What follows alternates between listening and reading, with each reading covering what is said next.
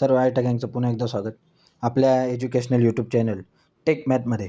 काल परवा जे आपण लाईव्ह आलो होतो त्या लाईव्हमध्ये मी तुम्हाला सांगितलं होतं की 22 तारीख सकाळी 10 वाजता आणि 23 तारीख संध्याकाळी 5 वाजेपर्यंत या 2 दिवशी तुम्हाला जी मार्क अटेंडन्स आहे ही मार्क अटेंडन्स लावायची आहे, बरोबर. तर आज आहे 22 तारीख आणि ती जी मार्क अटेंडन्सची विंडो आहे ही विंडो ऑलरेडी ओपन झालेली आहे. आता काय करायचं आहे, सर्वात पहिले बघा आपलं गुगलवर यायचं, DVT ॲडमिशनवर काय करायचं, टिक करायचं. यावर टिक केल्यानंतर इथं 2 पेज तुम्हाला दिसत आहे. हे DVTचं होम पेज आहे आणि वरती जे दिसतं आहे ते कॅन्डिडेट लॉग इन. तुम्ही कशावर पण टिक केलं तरी तुमचं जे पेज आहे हे ओपन होऊन जाईल. मी होमवर टिक करतो.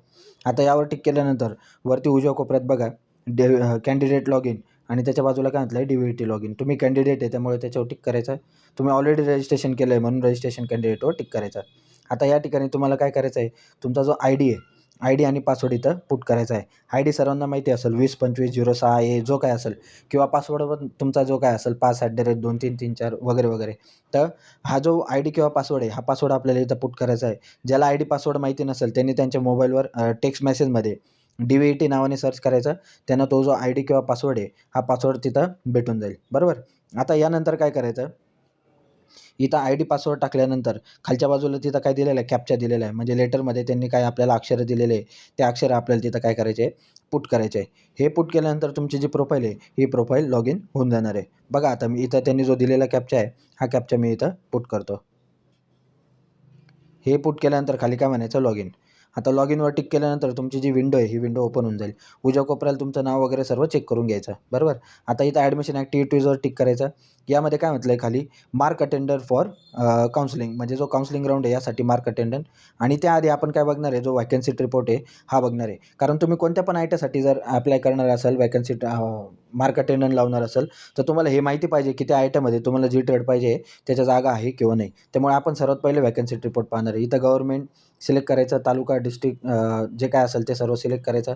मी इथं गव्हर्नमेंट आयटा टाकलं आहे, जिल्हा नाशिक, तालुका नाशिक, ठीक आहे. सर्चवर टिक केल्यानंतर आता इथं जेवढे काय ट्रेड आहे आणि त्या ट्रेडमध्ये किती जागा शिल्लक आहे हे सर्व आपल्याला इथं दिसतं आहे. जसं एरोनॉटिकलला कॅपचे 2, IMCचे तर भरले गेले, टोटल 2 सीट त्याच्याकडे व्हॅकंट आहे.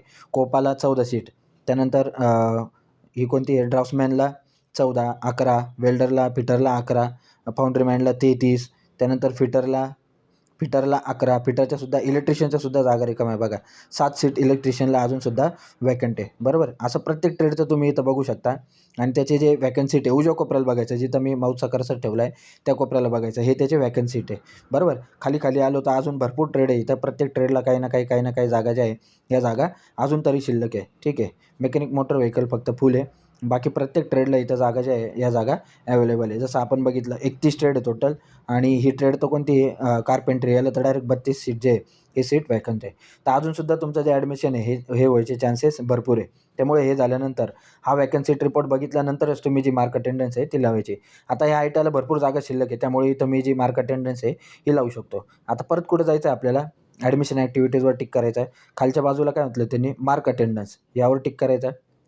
यावर टिक केल्यानंतर आपण कोणत्या आयट्याच्या जागा शिल्लक बघितल्या होत्या, मी ऑलरेडी केली होती म्हणून हे पहिले डिलीट करतो म्हणजे तुमच्या लक्षात येऊन जाईल, ठीक आहे.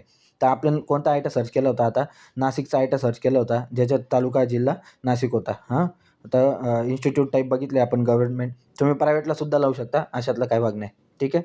तर आता जिल्हा निवडला नाशिक, तालुका निवडला नाशिक आणि इन्स्टिट्यूट निवडली 2 आहे समजा नाशिकमध्ये, तर नाशिकची इन्स्टिट्यूट मी निवडली.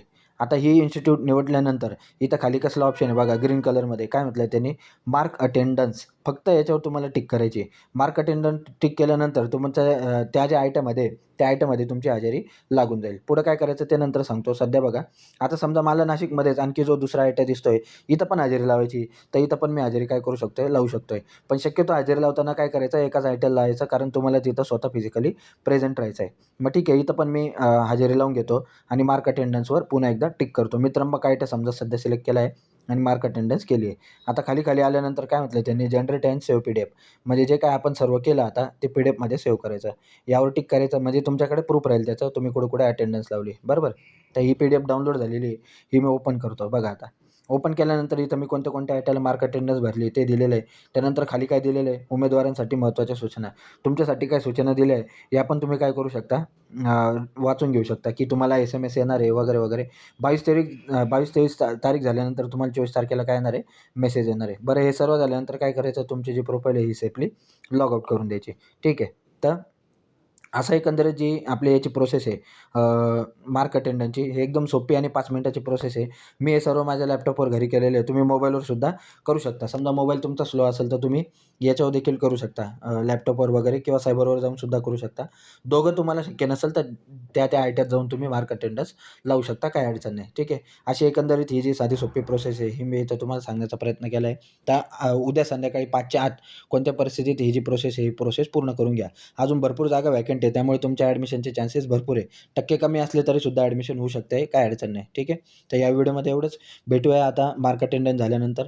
तोपर्यंत थँक सो मच. थँक